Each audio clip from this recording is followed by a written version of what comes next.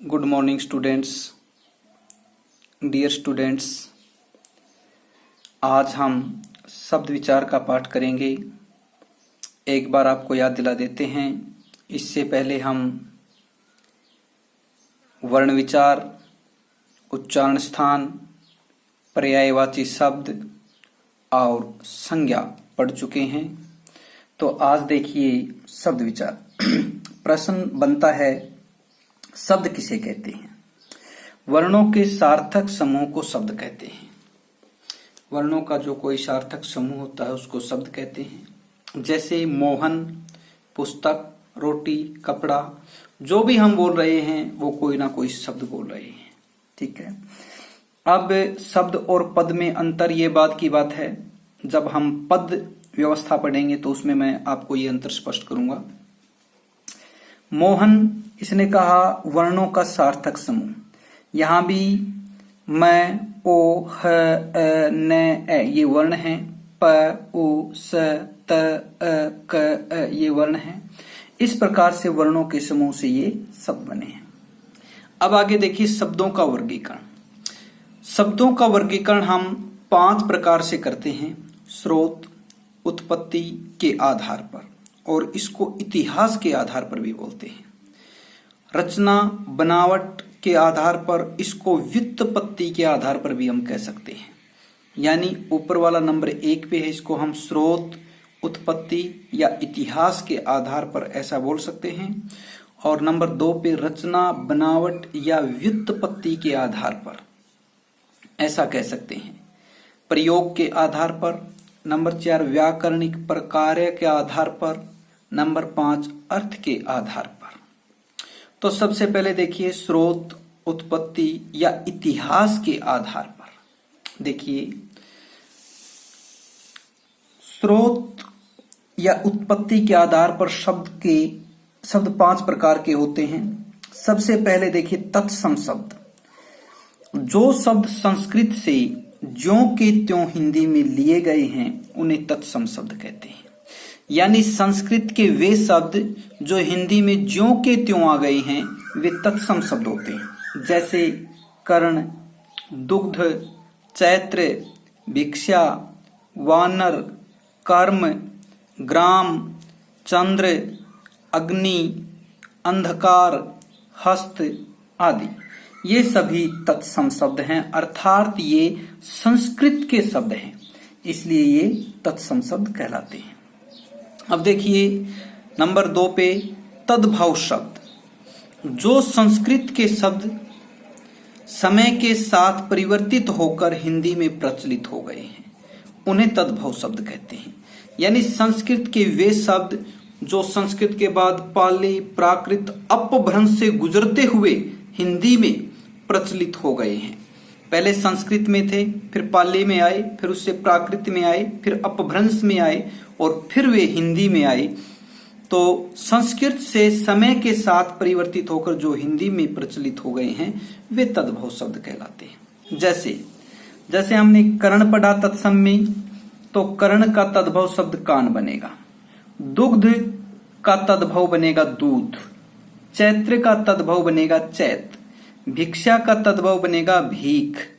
वानर का तद्भव बनेगा बंदर। कर्म का तद्भव बनेगा काम।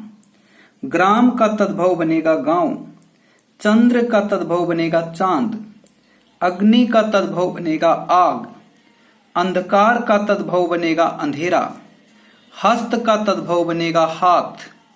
इस प्रकार से ये सभी शब्द हैं, ये संस्कृत के वे शब्द हैं जो कुछ परिवर्तित होकर हिंदी में प्रयुक्त हुए हैं, इसीलिए ये तद्भव शब्द कहलाते हैं। नंबर 3 पे आ गए देशज शब्द। जो शब्द देश की जनजातियों या ग्राम्य क्षेत्रों की बोलियों से लिए गए हों उन्हें देशज शब्द कहते हैं। यानी कहने का तात्पर्य है देशज, देश, जय, जो अपने देश में जय जन धातु से बना है, इसका अर्थ होता है पैदा होना या उत्पन्न होना। देश में जो पैदा हुए हैं, जो अपने देश में बने हैं, जो देश की जनजातियों ने या ग्राम्यवासियों ने जिनका प्रयोग किया है उन्हें क्या कहते हैं, देशज शब्द कहते हैं। जैसे खाट, ठेठ, लोटा, झाड़ू, पगड़ी, खिचड़ी, ठेला, थप्पड़, झंझट, थाल, चिमटा आदि। इस प्रकार के ये सारे देशज शब्द होते हैं। कहने का तात्पर्य है कि ये जितने भी शब्द हैं ये अपने देश से उत्पन्न हुए हैं, अपने देश में बोले जाते हैं। इसके बाद नंबर 4 पे है विदेशज या आगत शब्द।